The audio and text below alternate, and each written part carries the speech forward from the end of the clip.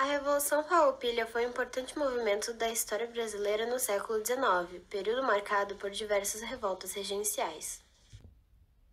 Esse conflito teve início com as desavenças existentes entre o Partido Liberal e o Partido Conservador, que ficam conhecidos respectivamente como farrapos e camuru, o segundo utilizado de forma depreciativa aos adversários. Em relação à denominação farrapos, uma das teorias que explica a origem desse nome foi atrelada ao fato de os liberais, antes mesmo da Revolução, utilizarem roupas gastas. Entretanto, ainda não existem evidências que comprovem a real causa do surgimento dessa nomenclatura. Inicialmente, a Guerra dos Farrapos foi impulsionada pela Constituição Brasileira de 1824, que determinou a centralização do poder, ou seja, a unidade nacional e administrativa era posse do Império. Com isso, as províncias eram governadas por indicações do imperador. Logo, na maioria das vezes, eram pessoas vindas de outras regiões e não escolhidas pela população local. Assim, essa medida desagradou a elite do Rio Grande do Sul, que passou a defender maior autonomia das províncias, enquanto o Partido Conservador continuava defendendo a prevalência da autoridade do Império. Além disso, a crise política foi agravada, visto que o Brasil se encontrava no período regencial, de 1831 a 1840, no qual a falta de um imperador, após a abdicação de Dom Pedro I, implicava na menor autoridade da coroa. Dessa forma, uma série de tensões políticas e sociais, especialmente a Revolução Farroupilha, ganharam força nesse período. Juntamente com essas questões, um dos principais motivos do conflito foi o aspecto econômico. Nesse viés, os produtores rurais do Rio Grande do Sul sofriam com a concorrência desleal no comércio de couro e charque para a região sudeste, já que muitos possuíam terras na fronteira e tinham que lidar com a taxação do gado. Ademais, esses mesmos produtos eram mais baratos vindos do Uruguai e da Argentina, uma vez que existia ausência de taxa sobre o charque platino. Desse modo, os gaúchos que perdiam seu mercado consumidor passam a exigir o aumento das taxas alfandegárias para os produtos estrangeiros como um dos pilares dessa revolta. No ano de 1884, os liberais federalistas eram maioria na Assembleia Provincial, e como o presidente da província nomeado pelo imperador era um conservador, as suas relações se complicaram. A revolta tem início quando o presidente acusa os farrapos de não serem leais ao império, desejando separatismo e união com o Uruguai. Após meses de conflito, em 20 de setembro de 1835, os líderes locais destituíram o presidente da província, exigindo um novo nome ao governo central. Os rebeldes liberais, liderados por Bento Gonçalves, tomam Porto Alegre e obrigam as forças imperiais a deixar a região, buscando uma conciliação com o poder central e propondo convite a um novo presidente. Entretanto, em março de 1836, o governo imperial rompe com as negociações, quando ordena a transferência da capital para Rio Grande.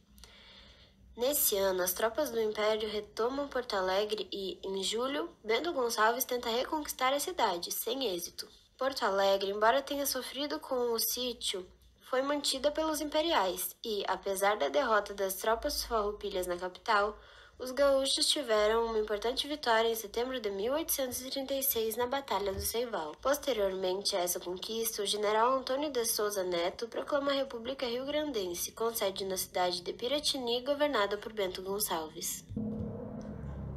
Ainda em 1836, Bento Gonçalves, desejando se reunir com seu aliado Neto, se desloca para atravessar o rio Jacuí, mas tem mais de seus 1.000 homens cercados pelo general Bento Manuel, que estava aliado ao Partido Conservador no momento. Com a emboscada, o grande líder do movimento foi capturado pelo combate da Ilha de Fanfa, e apesar do governo central ter oferecido anistia para dar fim à guerra, o general Neto decide continuar a batalha. Em 1837, os liberais tomam Caçapava, provando assim sua capacidade de controlar o interior da província. Além disso, ainda em 37, por mais que as lideranças gaúchas tenham sido presas, a dura repressão aos simpatizantes da retomada a Porto Alegre motivou os rebeldes. Nesse sentido, as tropas mudam de lado e o general Bento Manuel prende o presidente da província que era leal ao governo central. No final do ano, Bento Gonçalves consegue fugir da prisão e retorna ao sul com um importante aliado, Giuseppe Garibaldi, que se torna herói da unificação italiana anos depois. Em contrapartida, os farroupilhas não conseguem tomar grandes cidades e a falta de portos na República Rio-Grandense era um obstáculo. Para contorná-lo, Garibaldi comanda a captura de 14 navios mercantes do Império, através da construção de barcos no interior e seu transporte por terra com rodas e juntas de bois na cidade de Laguna. Com a conquista de regiões do atual estado de Santa Catarina, foi proclamada a República Juliana em julho de 1839. 4 meses depois, forças imperiais derrotam os gaúchos quando tentam tomar a capital Desterro, e esse foi o fim da República Juliana, onde Garibaldi parte e tem início ao fim da guerra. Durante 5 longos anos, os farroupilhas foram constantemente derrotados, e o apelido de República Andarilha surge devido ao deslocamento da capital e de cidade em cidade. Com o golpe da maioridade, Dom Pedro II reassumiu o império, acabando com a fragilidade da coroa, e nomeia Barão de Caxias como presidente da província, enfraquecendo as lideranças provinciais. Por fim, a paz foi assinada em 1 de março de 1845, em Poncho Verde, com um sangrento massacre, a Batalha dos Porongos. Nesse conflito, inúmeros soldados negros foram mortos desarmados, havendo indícios de que esse teria sido combinado com as forças imperiais, a fim de reduzir os impactos da negação da alforria prometida àqueles escravos que lutaram ao lado dos liberais durante toda a Revolução.